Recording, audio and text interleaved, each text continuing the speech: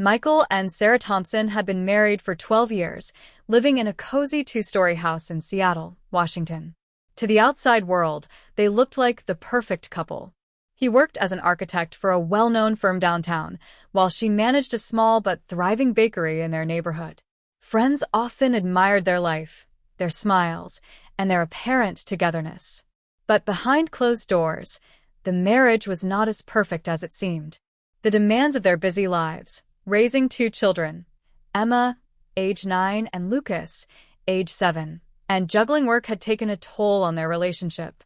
Conversations became brief exchanges about chores or schedules. Laughter that once filled their home had grown quiet, replaced by sighs of exhaustion. Michael often worked late at the office, and Sarah poured her energy into the bakery, leaving little time for one another. Slowly but surely, they began to drift apart. One evening, after the children had gone to bed, Sarah sat on the living room couch staring at the untouched cup of tea on the coffee table. Michael walked in, his tie loosened, and dropped heavily into the chair across from her. For a long time, neither of them spoke. Finally, Sarah broke the silence, her voice quiet but trembling. "Michael, do you ever feel like we're just roommates?" Michael blinked at her, taken aback. He rubbed his forehead, then admitted, "Yeah, sometimes I do."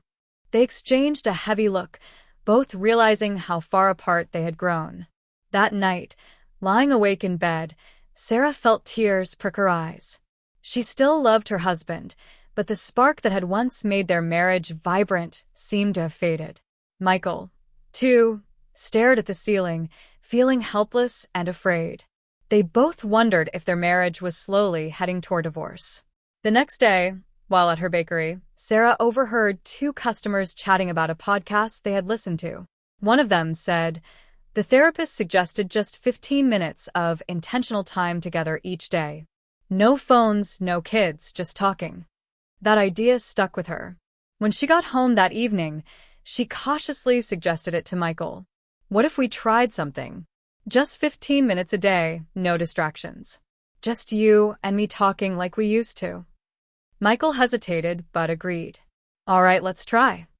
The first evening, they sat at the dining table, feeling awkward. Michael asked about her day, and Sarah told him about a new cupcake recipe that had customers excited. She asked about his project at work, and he shared a funny story about a colleague. At first, the conversation felt forced, like two strangers learning how to talk again. But as the days passed, those 15 minutes became something they looked forward to. They began sharing not only their daily routines, but also their dreams, frustrations, and little joys. One night, Sarah confessed, "I miss how we used to laugh over silly things." Michael smiled gently and replied, "Then let's start laughing again." Slowly, the walls between them began to crumble. Their children noticed the difference too. Emma once whispered to her brother, "Mom and Dad are smiling more lately." Even the home felt warmer, filled with the sounds of laughter and lighthearted teasing once again. Sarah began to notice small gestures from Michael. He would leave her coffee ready in the morning, or send her a quick text during the day just to say he was thinking of her. She, in turn, started leaving notes in his work bag or surprising him with his favorite dessert after dinner. One Saturday afternoon, they decided to revisit Pike Place Market, a place they had loved going to when they were first dating.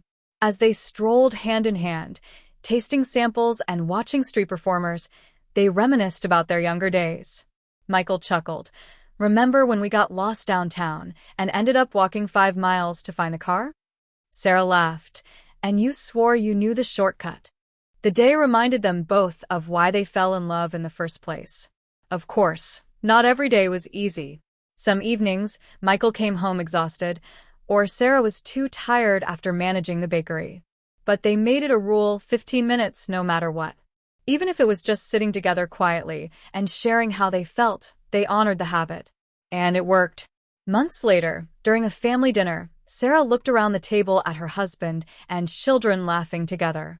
Her eyes met Michael's, and she saw warmth and love there again. Later that night, Michael held her hand and said softly, "Thank you for suggesting this. I think we almost lost something beautiful." Sarah nodded, her heart swelling with gratitude. We didn't lose it, she whispered. We just needed to find it again. That simple habit of 15 minutes a day had done more than save their marriage. It had rebuilt their foundation. They didn't need extravagant vacations or expensive gifts. They just needed each other, fully present every day. And that one habit saved them from a divorce and gave them back the love they thought was gone forever.